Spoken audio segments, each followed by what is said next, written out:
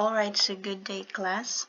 So today I will discuss to you our first handout, which is about forces. So in our syllabus, we have the very first topic, which is work, energy, and power. But of course, let me discuss to you about forces, since when we talk about when we talk about work, it always involves forces.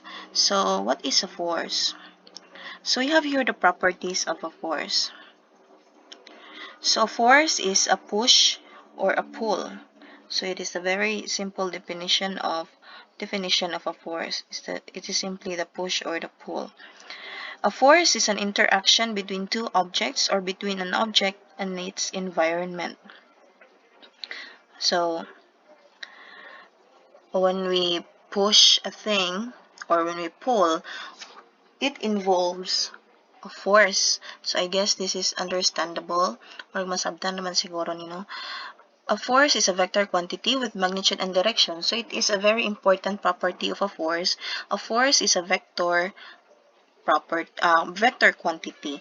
So opposite to that is a scalar quantity. So a scalar quantity is a quantity which has magnitude only, no?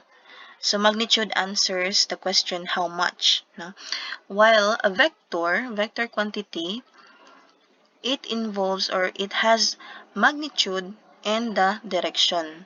So like for example, a force, of course we'll have to describe the direction of a force. So may it be you're pushing a thing going to the right or to the left. So it is the very important property of a force. So it has a magnitude and a direction. That is a vector quantity. Okay, next. We have here the four common types of forces. So we have here first the normal force, friction force, tension force, and the weight.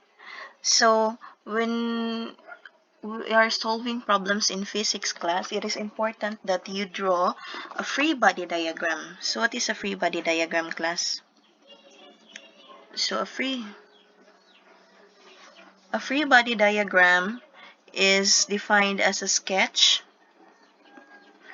So it is a sketch of an isolated body that shows only the forces acting upon it by the removal of elements. So a free body diagram again shows the applied forces on a body. So again, free body diagram. So adding free body diagram, we will show the different types of forces that is acting on the body. So say for example, what are the forces acting on the body? So kaning nga mga common types of forces, it should be present in our free body diagram. So first, arit na mag-start first sa weight, because weight is very common. It is the pull of gravity on an object. It is a long range force, a force that acts over a distance. So of course we have the weight. Ang sama ng weight, it is a downward force. That's the pull of gravity. It is always directed downward. So kung mag-draw ta sa weight of the object on a free body diagram, so it is something like this. You have to draw this one.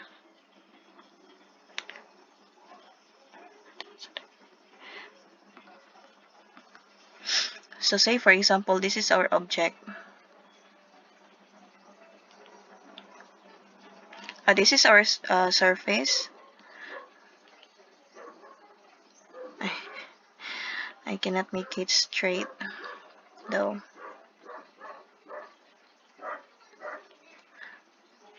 So we have this as our surface,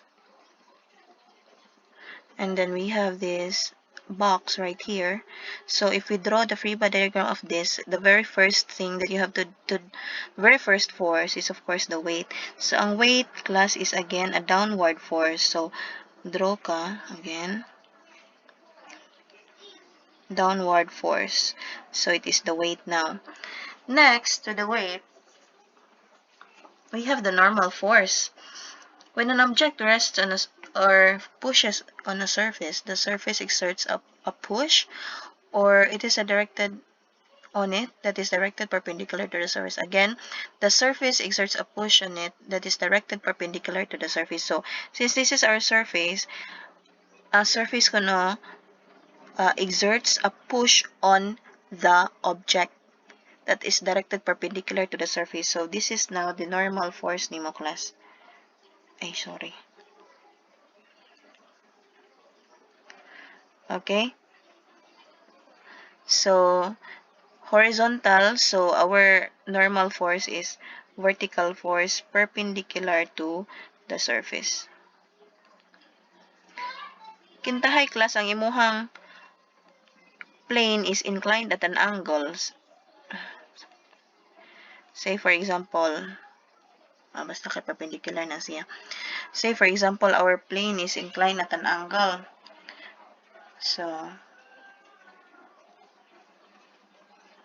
inclined at an angle, suppose we have 30 degrees.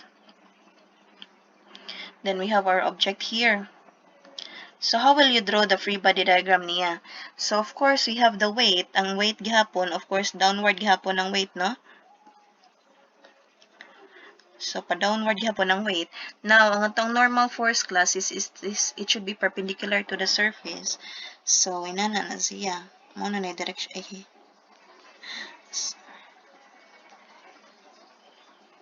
Basta kay straight na, ha? Muna dyan di perpendicular. So, it should be perpendicular. Is it perpendicular?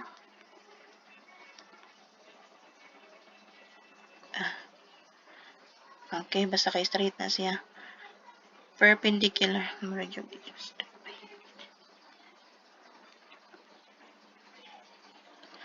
Okay, this is now your normal force. So, as you can see, perpendicular na siya diha sa atong surface, which is inclined at an angle 30 degrees. So, ang weight, dili siya ma-change ang direction. It is always directed downward, vertically downward. Next is the friction force. So, let us have friction force. In addition to the normal force, the surface may exert a frictional force on the object directed parallel to the surface. So, ang friction force always parallel to the surface. And then the direction of this is opposite to the direction of motion of the object. Since when we talk about friction class is a retarding force. So, meaning to say, unsa man na siya, maunay reason that dili ta ma-slide, right? Because of friction. So, naay friction.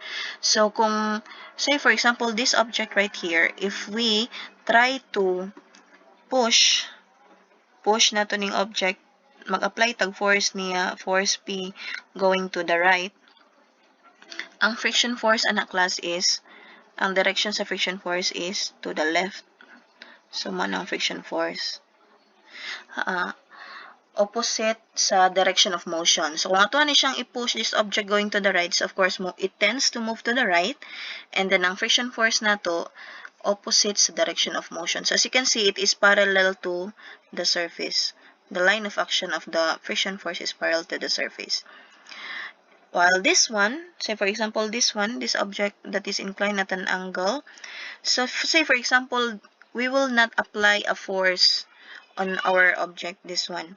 But, because of the weight, it tends to, what will happen? It tends to move downward, no? Slide siya downward. So, since ang movement sa itong object is pa down, ang friction force ani class is this, in this direction, ana. That is the direction of the friction force niya. So, in this case. But, friction force in the early chapters sa ito ang subject is not yet included in the computation. So, we will not take into account the effect of frictions in solving problems, since friction force nara na siya topic later on for another chapters. So for now, when solving problems in our subject, we will consider the surfaces to be smooth, meaning to say, we will consider friction force as negligible, but in real life, that is actually not negligible, no? So, there is really friction force, but then again, we will consider a frictionless surface, no, in solving problems for now. We will not consider the effects of frictional force. Okay, then we have tension force, or the tension, a pulling force exerted on an object by a rope, cord. So kanin siya class when we have the hint rope, cord, you have a string, unsa pa ba? Kana siya tension na siya nga force, tension force. So as you can see, kintahay kanin siya nga object, gibitad na siya, gibitad. So for example, kani nga rope connected ana niya, gibitad nimo, ang imuha ng tension or the force is directed away na kay tension. If it is gibitad by a force or a rope or a string, the direction niya is directed away from the object. So that is how you represent the different types of forces in your free body diagram. The superposition of forces. Any number of forces applied at a point on a body have the same effect as a single force equal to the vector sum of the forces. So actually for this one, say for example, we have this force F. This is our force F, as you can see. So ang kana atong force class na siya x and y components, right? So this one, so this is our Cartesian plane, and then the x-axis and then the y-axis. So this force F here,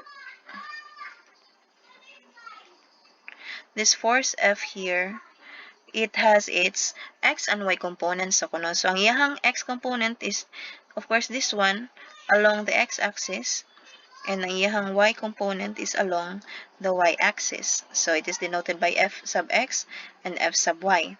So we have also an angle. Our force F is amo ni iyahang direction, denotes the direction. So na siya angle theta right here. So this one class, we have the components of vector or force F. So ang component nato is fx and fy. How will you get the components niya? So x and y components niya. So we will have the trigonometry. So review your trigonometry. The SOHCAHTOA. Unsa to na? So if you remember, SOHCAHTOA. Sine is opposite over hypotenuse. Cosine, adjacent over hypotenuse. Tangent, opposite over adjacent. So for this one, we have an angle theta. So to get fx and fy, we will use this. So say for example, we have sine theta, unsa to ng sine, opposite over hypotenuse. So opposite, which is this one, opposite of angle theta is this, right? So this is actually your fy. So it's just the same with this quantity right here. So that is opposite of the angle theta is fy over the hypotenuse. Hypotenuse na to. So hypotenuse is opposite the 90 degrees. So that is over f. So therefore, to get your fy, that is actually f sine theta. So in this figure. Next, we have, so we'll say, cosine theta. Cosine is adjacent over hypotenuse, right? So asa may adjacent to the angle theta na to? Adjacent to angle theta is fx. So fx over the hypotenuse, which is f. So fx therefore is equal to f cosine theta. So if you are given the value of f and theta, so masolve na nimo class ang iyahang x and y components. So iyahang fx at fy. Okay, so the component vectors fx and fy together have the same effect as original force. Okay, then what about when we have the tangent of angle theta? So tangent theta, so makuha na to tangent theta by using this opposite over adjacent. So opposite to angle theta is fy over the adjacent, which is fx. So, tangent theta, if magkuha kag sa theta mismo, so that is simply the arctangent of Fy over Fx. Okay, we have this one. Or, we have also by Pythagorean Theorem. Sa ito ng Pythagorean Theorem? So, the magnitude of F is equal to the square root of this and this, right? Sa Pythagorean, kani o kani. So, that is our A, B. So, square root of Fx squared, diba that is sa Pythagorean is the square root of A squared plus B squared. That is your C. So, this one, F is equal to the square root of Fx squared plus Fy squared. So, makuha nimo ang iyahang magnitude of the force F. Okay. Now, let us have this one. Finding the components of the vector sum of two forces F1 and F2. So, gaganina, we have the force and its components, Fx and Fy. And then the magnitude of the force F is equal to the square root of Fx squared plus Fy squared. Now, this one, we have now two forces, F1 and F2. So, how do we get the resultant of these two forces?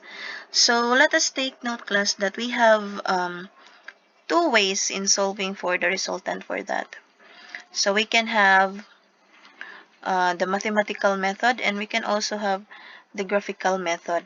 So, for the mathematical method or analytical method, let us have first graphical first. Graphical method. Again, graphical and analytical. So, for the graphical method, say for example, illustration. We are given two forces, F1 and F2. So, mao ni ang original forces gid nato, class. F1, si F1 og si F2. Now, if we use the graphical method, so may ka graphical method, so it involves na siya, mga siyang i-plot, no? So, you will have to plot the original forces as is. So, say for example, for F1, you will plot the first force, F1. It should be ang iyahang magnitude and the direction. So, the magnitude, so meaning the length, and the direction, meaning its angle, dapat same. Meaning, plot nimo, follow ka. So, this is your F1. Next, now for this graphical method, this is called, by the way, this is called the tip-to-tail method or the polygon method. So, tip-to-tail because ang imuhang second force, class, imo siyang i-plot at the tip of the first force. So, ari ka, sa tip of the first force, diri nimo i-plot, start nimo i-plot si force 2. So, diha ka, mag-plot na pod ka diha ni force 2. So, it should be nga ang iyahang original nga angle and the direction, or the direction and ang iyahang magnitude or ang iyahang length sa imong force is as is with the given. So, say for example, this one, kani siya ba? Gikan ka din ha. Imong angle dira dapat na follow na nimo. So, inig-plot nimo sa F2. So, we have this F2. The original angle, it should be i-follow na nimo. So, F2. So, this is called, again, tip to tail. Your second force is being plotted in the tip of the first. Now, since we have only two forces, we can now find the resultant, or we can now draw the resultant for these two forces. So, the resultant now is from the tail of the first to the tip of the last force. So this one. This is now our resultant. So kung graphical method class, you can simply, using a ruler and a protractor, you can readily measure its magnitude by measuring the distance here, ang iyahang length, and ang iyahang angle will serve as its direction. So using a protractor. And so, wala na ka nag-solve. This is simply a purely graphical method. So this can also be called a triangle method. Since we have two forces so we have created a triangle now. But if we have three or more forces, so this is now called the polygon method. Kung kintahay na pa kay another force, we say for example na kay another force, original force F, butang tag this one F. So inigplot nimo ana sa imong F3, it should be dire. So ang imong resultant na po dana, if you have F3, imong resultant ana is gikan dire to dinha. Mao na imong resultant of the three forces if in case we have three forces given. Now, in our figure class,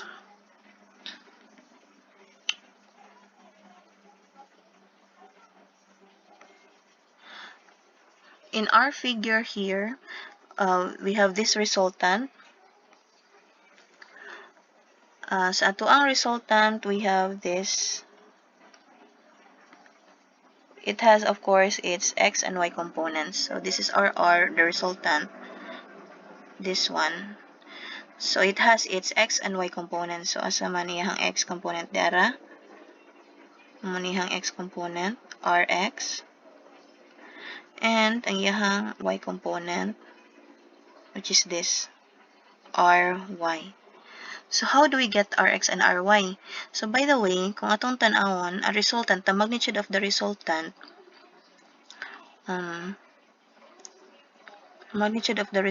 is equal to, by Pythagorean, if we try to see the illustration, it is equal to Rx squared plus Ry squared. This by Pythagorean, right? Then how do we get Rx? So we must find Rx and Ry. So Rx, so by the way, sa atong first force, F1, we have this, our F1. This is our F1, right? So atong F1, asa na siya? F1x, and kani po iyahang F1y. And sa ato pong F2, this is our F2. This is our F2.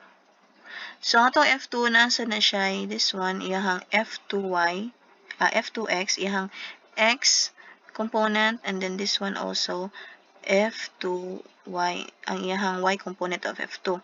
So kung atong tanawon class, this is our F1, this is F1 anitaman, and then ang atoang at F1x, and then ang atong this one is F2x, no? So sa ato pa day, ang Rx, which is diha to dinha, Rx is actually equal to F1x plus F2x. Na nakuha ninyo? This is our Rx, which is actually equal to F1x plus F2x. We have that one. Or Rx therefore is equal to the summation of the x components of the force. While ang atong Ry, our Ry is this. In the illustration, this is our Ry. Kani siya. So Ry is actually F1y, diha to dinha is F1y, plus dinhi, taman dinha, which is F2y. So again, our Ry is actually F1y plus F2y, or Ry is the summation of the y components of the force. So, ano to? Our Rx is equal to the summation of the y components of the force, and our Ry is the summation of the y components. Sorry about this. This is the summation of the x components of the force, and our Ry is the summation of the y components of all the forces. So that the resultant now, we can substitute from the formula by Pythagorean. Our Rx is summation of Fx. Substitute. Then do not forget to square. Then plus your Ry, which is the summation of Fy squared. So we have this as the resultant of the force. Then you can get the direction. So say for example this one, you can get the direction. Say if we have this angle theta of the direction of the resultant r. So you can use tangent theta, opposite, which is Ry. So this is its Ry. Right?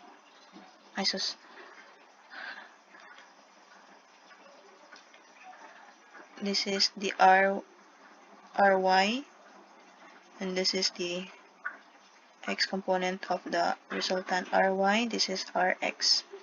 So that is opposite is Ry over adjacent to angle theta is Rx. So theta therefore is arctangent of Ry over Rx. So when we have the arctangent in your calculator, you simply have to shift tan. No? Shift tan, then Ry over Rx. Okay. Now let us have the mathematical method.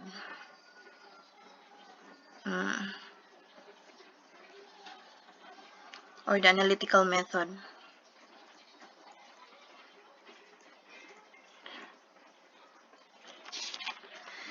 Now for the analytical method, since we have the formula, the resultant is equal to the square root of summation of Fx squared plus the summation of Fy squared.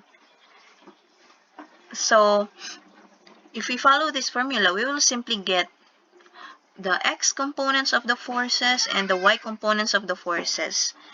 And then if we have that one,